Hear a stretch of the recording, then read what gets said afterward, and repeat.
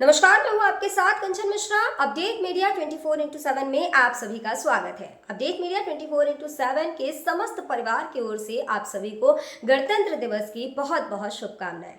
यह दिन हमारे देश की स्वतंत्रता, समानता और भाईचारे का प्रतीक है। 26 जनवरी 1950 को हमारा संविधान लागू हुआ था, जिसने हमें लोकतंत्र में अपने अधिकारों और कर्तव्यों का बोध कराया। हमें गर्व है कि हमारे संविधान ने हर नागरिक को समानता, स्वतंत्रता और न्याय का अधिकार दिया है। यह दिन भारत के संविधान लागू होने की याद में मनाया जाता है। भारत का संविधान 26 जनवरी 1950 को लागू हुआ था। इस दिन दिल्ली के राजपथ पर परेड और झांकियां निकाली जाती हैं। भारत के राष्ट्रपति तिरंगा फहराते हैं और 21 तोपों की सलामी दी जाती है। आओ झुककर सलाम करें उन्हें जिनके हिस्से में ये मुकाम आता है। खुशनसीब होता है वो खून जो देश के काम आता है। ना पूछो जमाने से कि क्या हमारी कहानी है, हमारी पहचान तो बस इतनी है कि हम सब हिंदुस्तानी हैं। ना जियो धर्म के नाम पर, ना मरो धर्म के नाम पर, इंसानियत ही है धर्म वतन का, बस जियो वतन के नाम पर। एक बार फिर से आप सभी को अपडेट मीडिया 24x7 के समस्त परिवार की ओर से गणतंत्र दिवस की बहुत। भारत का गणतंत्र दिवस 26 जनवरी को क्यों मनाया जाता है? जैसा कि आप जानते हैं कि गणतंत्र दिवस हमारा राष्ट्रीय पर्व है जो 26 जनवरी को मनाया जाता है। हर साल गणतंत्र दिवस के दिन भव्य परेड का योजना बनाया जाता है जो इंडिया गेट से राष्ट्रपति भवन तक होता है। इस परेड के दौरान थल सेना, वायुसेना और नौसेना के जवान शामिल होते हैं। इस परेड के दौरान तीन सेनाओं के प्रमुख राष्ट्रपति को सलामी देते हैं। यही नहीं, इस दिन तीन सेनाएं आधुनिक हथियारों का प्रदर्शन भी करती हैं जो राष्ट्रीय शक्ति का प्रतीक है। लेकिन आप जानते हैं कि गणतंत्र दिवस 26 जनवरी को ही क्यों मनाया जाता है? दरअसल 1950 ईस्वी में मुझे भारत सरकार अधिनियम को हटाकर भारत का संविधान लागू किया गया था। संविधान को लागू करने के लिए 26 जनवरी का दिन इसलिए चुना गया क्योंकि साल 1929 में दिसंबर में लाहौर में भारतीय राष्ट्रीय कांग्रेस का अधिवेशन पंडित जवाहरलाल नेहरू की अध्यक्षता में हुआ था। इस अधिवेशन में प्रस्ताव पारित कर इस बात की घोषणा की गई कि यदि अंग्रेज सरकार द्वारा 26 जनवरी 1930 तक भारत को स्वतंत्र देश का दर्जा नहीं दिया गया तो भारत को पूर्ण रूप से स्वतंत्र देश घोषित कर दिया जाएगा। जब अंग्रेज सरकार ने कुछ नहीं किया तब कांग्रेस ने 26 जनवरी 1930 को भारत को पूर्ण स्वराज घोषित कर दिया। 26 जनवरी 1950 के दिन सुबह 10:18 पर भारत एक गणतंत्र बना। इसके 6 मिनट बाद 10:24 पे राजेंद्र प्रसाद ने भारत के पहले राष्ट्रपति के रूप में शपथ ली।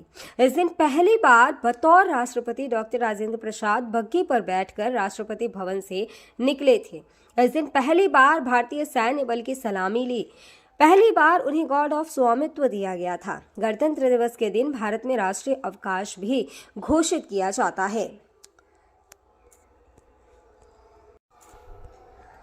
यह हमारे देश के लिए बेहद ही खास पर्व है। साथ ही यह हमारे लिए बेहद ही गर्व का विषय है कि हमारे राष्ट्र को एक गणराज्य के रूप में स्थापित हुए 76 वर्ष पूरे हो चुके हैं।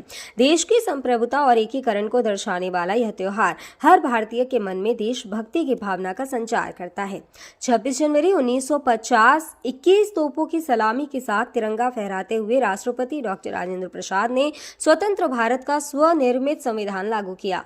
भारत के नए युग की शुरुआत के साक्षी देशवासियों सहित सी गोपालाचारी, जवाहरलाल नेहरू, सरदार पटेल जैसे गणमान्य बने। मात्र 3 साल पहले आजादी की सुबह देखने वाले देश ने अपना संविधान बनाकर विश्व को अपनी संप्रभुता का परिचय दिया। हालांकि ये डगर इतनी आसान नहीं थी। इतिहास के पन्नों को टटोले तो मालूम होता है कि स्वराज के साथ ही अपने संविधान, हक और हुकूम की लड़ाई बेहद चुनौती भरी थी। दरअसल अंग्रेजों की गुलामी से त्रस्त देशवासियों को प्रथम विश्व युद्ध के दौरान एक सुनहरा अवसर हाथ लगा जब ब्रिटेन की ओर से मदद की गुहार लगाई गई। भारतीयों ने सहर्ष प्रस्ताव स्वीकार किया और वर्ल्ड वॉर में ब्रिटेन के साथ खड़े नजर आए। यह उद्देश्य के साथ कि उन्हें आगे चलकर अंग्रेजों की हुकूमत से आजादी मिल जाएगी। लेकिन एक बार फिर अंग्रेज अपनी बात से पलटते नजर आए और आजादी के बदले लेकर आए भारत सरकार अधिनियम 1919। इस अधिनियम का असर ये रहा कि देश के कुछ बड़े प्रांत में दोहरी शासन प्रणाली व्यवस्था लागू हुई। इसके तहत स्वास्थ्य, शिक्षा, कृषि जैसे विषयों को भारतीय मंत्रियों के सम्मुख सौंप दिया गया था। वहीं दूसरी तरफ से सैन्य, रक्षा और विदेशी मसले जैसे अहम मुद्दे वायसराय के अधिकार क्षेत्र में रहे। इसके अनुरूप भारतीयों को यह आश्वासन दिया गया कि इस अधिनियम से पड़ने वाले प्रभावों का विषय में भविष्य में आकलन किया जाएगा। अंग्रेजों के इसी कदम ने जमीन तैयार की साइमन कमीशन की। जो साल 1928 में भारत की धरती पर दाखिल हुआ। साइमन कमीशन ने बड़े ही नाटकीय अंदाज में संवैधानिक सुधारों की समीक्षा कर अपनी रिपोर्ट तैयार की। लेकिन अब समय बदल गया है। अब देशवासी अंग्रेजों के बहकावे में नहीं आने वाले थे, क्योंकि स्वराज के साथ साथ अपने संविधान की मांग भी धीरे धीरे देशवासियों के मन में परवान चढ़ने लगी थी। साइमन कमीशन रिपोर्ट के बाद देश भर में जमकर आंदोलन हुए। इसे शांत करने के लिए ब्रिटिश सरकार ने राउंड टेबल कॉन्फ्रेंस का आयोजन किया। हालांकि देश के सभी वर्ग के नेता इसमें शामिल नहीं थे, इसलिए ये एक असफल प्रयास सिद्ध हुआ। लेकिन जहां एक तरफ ब्रिटिश हुकूमत भारतीयों के इरादों को एक बार फिर भुलाने के जद्दोजहद में लगी थी, तो वहीं दूसरी तरफ देश के वीर सपूतों ने अपने संविधान का खाका तैयार भी कर लिया था। साल 1928 में मोतीलाल नेहरू सहित 8 कांग्रेस नेताओं ने एक संविधान का मसूदा तैयार किया, जिसकी नींव 1921 में भारतीय राष्ट्रीय कांग्रेस के कराची अधिवेशन में तय की गई थी। इस तरह स्वतंत्र भारत के संविधान की रूपरेखा सजने लगी थी। समय का पहिया आगे बढ़ता गया। फिर आया गवर्नमेंट ऑफ इंडिया एक्ट 1935, जिसे हमारे संविधान का संरचनात्मक आधार कहा जाता है। दूसरे शब्दों में कहें तो यह एक फाउंडेशन बन गया, जिसके ऊपर मौजूदा संविधान की भव्य इमारत खड़ी हो गई। एक्ट 1935 भारत के लिए आज़ादी की सुगबुगाहट के साथ आया, लेकिन आज़ादी की आहट के साथ मुस्लिम लीग और कांग्रेस के बीच मतभेदों की खाई गहरी होती जा रही थी। दोनों के बीच तल्खियां इतनी बढ़ चुकी थी कि बुनियादी मुद्दों पर भी समझौते की गूंज तक नहीं रही थी। हालांकि इन सभी विवादों से आगे बढ़ते हुए भारतीय नेता अपने लक्ष्य की ओर बढ़ रहे थे। दूसरे विश्व युद्ध के दौरान 1945 में सभी पार्टियों की सहमति से संविधान का प्रारूप तैयार कर लिया गया था, जिसे सार्वभौमिक वयस्क फ्रेंचाइजी स्वतंत्रता और समानता के साथ अल्पसंख्यकों के अधिकारों की रक्षा का विशेष ध्यान रखा गया था। इसके साथ ही भारत छोड़ो आंदोलन और आजाद हिंद फौज की निर्भीकता ने अंग्रेजों ने भारत में अनंत काल तक राज करने का सपना चूर चूर कर दिया था। जैसे जैसे भारतीय राष्ट्रीय आंदोलन जोर पकड़ता गया, ब्रिटिश हुकूमत पर संविधान निर्माण के लिए संविधान सभा के गठन का दबाव भी बढ़ता गया। इस गहमा गहमी के बीच आखिरकार 9 दिसंबर 1946 में नई दिल्ली के संवैधानिक हॉल में संविधान सभा की पहली बैठक हुई, जिसमें महात्मा गांधी को छोड़कर उस वक्त के राष्ट्रीय आंदोलन से जुड़ी करीब हर बड़ी शख्सियत शामिल थी, जिसका मुस्लिम लीग ने भारत को 2 हिस्सों में बांटे नए मुल्क पाकिस्तान की मांग को लेकर बैठक का बहिष्कार किया। लिहाजा पहली बैठक में कुल 207 सदस्यों ने हिस्सा लिया, जहां सभा के सबसे वरिष्ठ सदस्य डॉक्टर सच्चिदानंद सिन्हा को सभा का अस्थायी सदस्य चुना गया। हालांकि 2 दिन बाद 11 दिसंबर को डॉक्टर राजेंद्र प्रसाद सभा के अध्यक्ष निर्वाचित हुए और डॉक्टर एच.सी. मुखर्जी और वी.टी. कृष्णमाचारी को सभा का उपाध्यक्ष बनाया गया। इसी कड़ी में आया सुनहरा दिन 15 अगस्त 1947 का, जब गुलामी की बेड़ियों को तोड़ भारत ने आज़ादी की नई सुबह देखी। देशवासियों में जोश भरते हुए आज़ाद भारत के प्रथम प्रधानमंत्री जवाहरलाल नेहरू ने बुलंद आवाज में देश को संबोधित किया। इतिहास के पन्नों में यह भाषण ट्रस्ट विद डेस्टिनी नाम से दर्ज हुआ। इसके साथ ही तेज हुई संविधान निर्माण की प्रक्रिया। आज़ादी के बाद चुनौतियों में इजाफा हुआ। संविधान पर सामग्री की कमी थी, लेकिन उसका सही चयन और उचित व्याख्या का काम बहुत जटिल था। बी.एन. राव द्वारा तैयार किए गए संविधान के प्रारूप पर विचार विमर्श करने के लिए संविधान सभा 29 अगस्त 1947 को एक संकल्प पारित करके प्रारूप समिति का गठन किया। इसके अध्यक्ष के रूप में डॉक्टर भीमराव अंबेडकर को चुना गया। इस समिति में अंबेडकर के अलावा 6 और सदस्य थे। संविधान निर्माण के दौरान कई अहम फैसले लिए गए, जिसके राष्ट्रमंडल के समूह में भारत की सदस्यता, राष्ट्रध्वज का चयन, साथ ही राष्ट्रगान और राष्ट्रनीति का चुनाव शामिल था। यहाँ दिलचस्प बात यह है कि संविधान में सबसे पहले नंबर पर आने वाली उद्देशिका सबसे अंत में पारित हुई। संविधान अगर राजनीतिक असंवैधानिक दस्तावेज है, तो पीएमएल एक ग्रंथ को दार्शनिक नजरिया प्रदान करती है। डॉक्टर भीमराव अंबेडकर की अगुवाई में संविधान निर्माताओं ने 60 देशों के संविधानों का अध्ययन किया। 4 नवंबर 1948 को संविधान का अंतिम प्रारूप पेश किया। संविधान तैयार करने के बाद मुश्किल खड़ी हुई कि इसे सुंदर अक्षरों में पिरोकर कैसे संजोया जाए। इस उधेड़-बुन के बीच प्रेम बिहारी नारायण रायजादा का नाम सामने आया, जो कि अपने दौर के सबसे विख्यात कैलीग्राफर थे। उसके बाद भारत का संविधान प्रेम बिहारी नारायण रायजादा सुलेख फॉन्ट में लिखा गया। उसके प्रत्येक पृष्ठ को नंदलाल बोस के मार्गदर्शन में शांति निकेतन के कलाकारों द्वारा अलंकृत किया गया। इस तरह कुल 2 साल 11 महीने और 18 दिनों में विश्व के सबसे बड़े लोकतंत्र का स्वनिर्मित संविधान बनकर तैयार हुआ। आधिकारिक तौर पर 26 नवंबर 1949 को संविधान को पारित किया गया, जिस पर संविधान समिति के 15 महिलाओं सहित 284 सदस्यों ने हस्ताक्षर किए।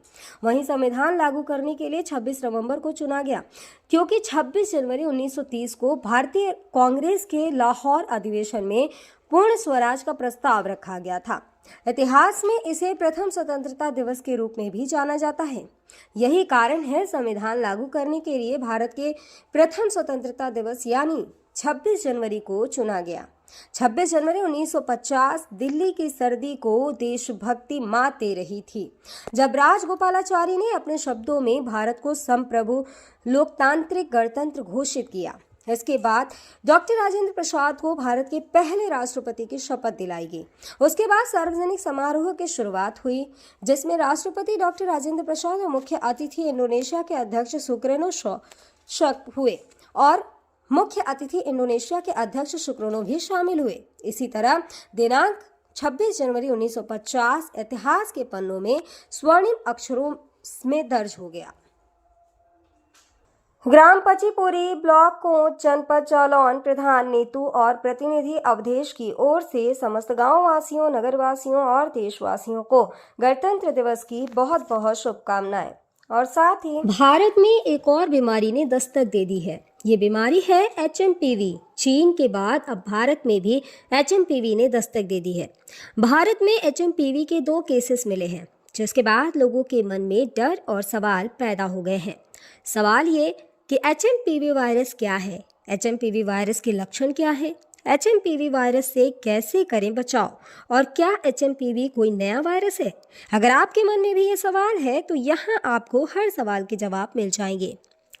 चीन में ह्यूमन मेटान्यूमो वायरस की वजह से वायरल बुखार श्वसन संक्रमण के बड़े मामले सामने आ रहे हैं। कर्नाटक में 2 मामले सामने आए हैं, जिनमें बेंगलुरु में भी 8 महीने की बच्ची में इस वायरस के संक्रमण का मामला सामने आया है। अब सवाल ये है कि आखिर HMPV क्या है। HMPV यानी ह्यूमन मेटान्यूमो वायरस एक श्वसन वायरस है जो फ्लू जैसे लक्षण पैदा करता है। अब निचले और ऊपरी श्वसन संक्रमण जैसे सर्दी का कारण बनता है। यह एक मौसमी बीमारी है जो आमतौर पर सर्दियों और शुरुआती वसंत में होती है, जो RSV यानी रेस्पिरेटरी सिंसिटियल वायरस और फ्लू के समान होते हैं।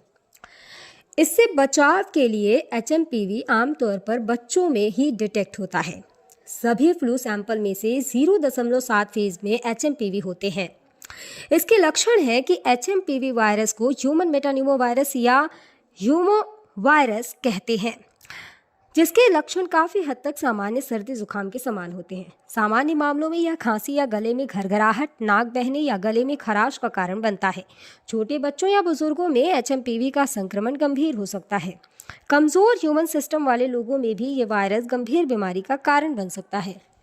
कहा जा रहा है कि इस वायरस से संक्रमित मरीजों में सांस लेने में दिक्कत और फ्लू जैसे लक्षण दिखाई दे रहे हैं। इसके इलाज के लिए ज़रूरी है कि इसमें सबसे ज़रूरी होता है कि अगर आपको HMPV के होने का संदेह होता है या इस तरह के कोई लक्षण आपको नज़र आते हैं तो बिना डॉक्टर के सलाह के कोई भी एंटीवायरल दवाओं का इस्तेमाल ना करें। सांस की बीमारी से जुड़े एक्सपर्ट ने लोगों को मानव मेटान्यूमो वायरस से लड़ने के लिए एंटीवायरल दवाओं का आंख बंद कर उपयोग न करने की सलाह दी है। ऐसे में सावधानी बरतें और बिना डॉक्टर के सलाह के कोई भी दवा न लें। फिलहाल इसका कोई टीका अब तक नहीं है। इसके लक्षण जैसा हम पहले ही बता चुके हैं कि सर्दी जुकाम होते हैं। 2023 में England, Britain, Finland, Australia, Canada, America और चीन में HMPV का पता चला था।